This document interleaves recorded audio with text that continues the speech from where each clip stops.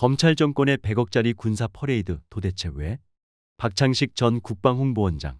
국방부가 10월 1일 국군의 날에 서울 도심에서 대규모 군사 퍼레이드를 실시합니다. 지난해에 이어 연속 두 해째입니다. 육해공군과 해병대, 미군, 향토해비군까지 4천여 명이 수경하면서 연습하고 무대를 설치하면 1회 행사 예산만 100억 원이 듭니다. 비용만 문제가 아닙니다. 한국은 민주화 이후 다른 서방 민주주의 국가와 마찬가지로 군사 퍼레이드를 축소하거나 중단해왔습니다. 윤석열 정부가 이것을 되살리는데요. 합리적일까요? 군사 퍼레이드는 나라별로 정치, 문화적 배경을 반영해 다릅니다. 북한, 중국, 러시아와 같은 권위주의 국가가 정권의 권위를 강화하고 군사력을 과시하는 수단으로 군사 퍼레이드를 자주 활용합니다.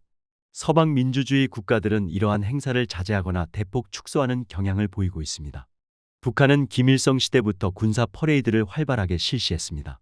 북한은 김일성, 김정일, 김정은 일가의 지도력을 찬양하고 군대를 중심으로 민심을 결집하는 선군 정치 도구로 이 행사를 활용했습니다. 최근에는 핵과 미사일을 과시해 국제사회에서 존재감을 인정받으려는 의도가 엿보입니다.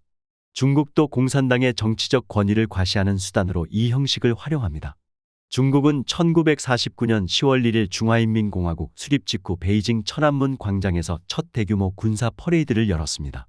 이 행사를 통해 중국 공산당은 국민당과 내전에서 승리하고 대륙의 새로운 국가가 탄생함을 안팎에 선포했습니다. 마오쩌둥 주석이 천안문 성루에서 군대를 사열하며 중화인민공화국 창립을 선언한 연설이 유명한데요.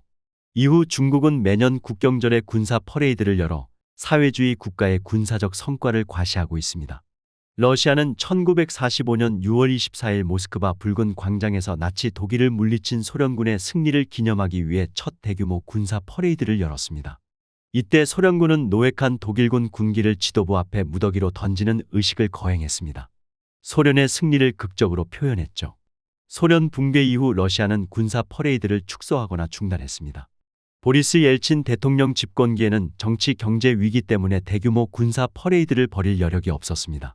승전 기념일 행사를 작게 열거나 생략했죠. 블라디미르 푸틴 대통령은 집권 이후 대규모 군사 퍼레이드를 재개했습니다. 특히 2008년부터 중무기와 첨단 무기를 대거 등장시켰죠.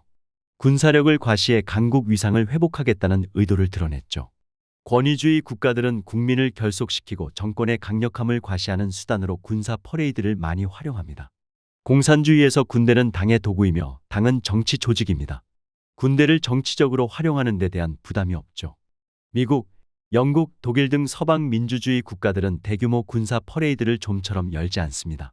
대신에 전쟁 희생자와 참전 용사를 추모하는 행사를 통해 군인의 희생을 기리고 군대에 대한 존중감을 표현하죠. 이것은 군대를 정치적 도구로 활용하지 않고 군의 정치 중립성을 유지하겠다는 문화적 배경과 연관되어 있습니다. 미국에서는 대규모 군사 퍼레이드를 하지 않고 의장대 퍼레이드를 실시합니다. 대표적으로 워싱턴 DC에 주둔하는 미 육군 삼보병연대는 군사 의장대와 기념행사를 주도하는 부대인데요. 알링턴 국립묘지에서의 경비 임무와 각종 기념 의식을 전문적으로 수행합니다. 특히 무명용사 묘역에서 경비병 교대식을 엄숙하고 정교하게 진행해 많은 관광객한테 사랑받고 있습니다. 미군은 군인의 헌신과 희생을 기리며 시민과 연대를 튼튼히 하는데 의장대 활동에 초점을 맞춥니다. 정치적 목적은 배제합니다. 프랑스는 서방 국가 중 드물게 대규모 군사 퍼레이드를 실시합니다. 프랑스 혁명 당시 시민 반란군이 바스티유 감옥을 부쉈던 바스티유 데이의 행사를 여는데요. 규모가 크고 외국 정상도 많이 초대합니다.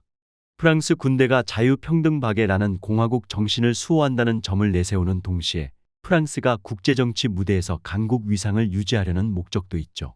한국에서는 정부 수립 시기부터 1970에서 80년대에 이르기까지 군사 퍼레이드를 대대적으로 개최했습니다. 국군의 날은 박정희 전두환 군사정권에서 중요한 행사로 꼽혔습니다. 1988년 노태우 정부 이래 한국은 민주화에 들어섭니다. 그 이후 역대 정부는 군사 퍼레이드를 축소하거나 중단했습니다. 이른바 국론을 결집한다고 군대를 내세울 필요를 더 느끼지 않았죠. 단순히 군사 강국이 아니라 평화와 협력을 중시하며 경제와 과학기술, 문화가 강력한 나라라는 이미지를 강조하게 됐죠. K-팝, K-음식, K-과학, K-기술, K-직장인 등 갖가지 K-시리즈가 이런 흐름을 타고 등장했습니다. 문재인 정부는 국군의 날에 전투 훈련과 기념식을 결합하는 방식을 고안했습니다.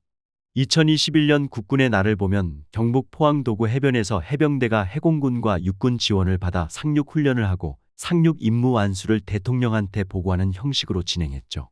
그 밖에 2017년 평택 이함대 사령부, 2018년 서울 전쟁기념관, 2019년 대구 공군기지, 2020년 이천 육군 특수전사령부에서 훈련 겸 국군의 날 행사를 했죠. 육해공군과 해병대가 해마다 돌아가면서 준비했습니다. 윤석열 정부는 2해 연속으로 대규모 군사 퍼레이드를 서울 도심에서 개최하고 있습니다.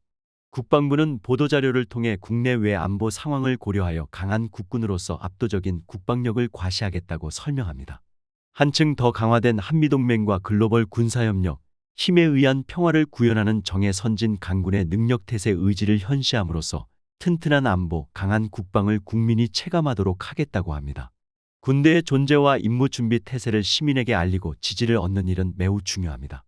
이를 위해 상징 행사를 적극적으로 연구하고 기획할 필요가 있습니다. 그러나 대규모 도심 군사 퍼레이드 방식은 의문이 듭니다. 첫째로 북한, 중국, 러시아 등 권위주의 국가 스타일을 본받는 모양새가 좀 그러네요. 과거 군사정권 시절로 되돌아가는 느낌도 줍니다. 국가 이미지 전략 차원, 시민사회와 군대의 바람직한 관계 등을 고려할 때 투박합니다. 둘째로 한국군은 미국 전문기관 글로벌 파이어 파워 기준으로 2024년 재래식 군사력 세계 5위이며 미국과 연합 방위태세도 갖추고 있습니다. 굳이 과시하지 않아도 우리 실력이 사라지지 않습니다. 셋째로 이래 보여주기 행사에 100억 원씩 예산을 쓰는 건 지나칩니다. 그 예산을 실전 훈련과 다른 전력 보강에 쓰는 게 낫죠.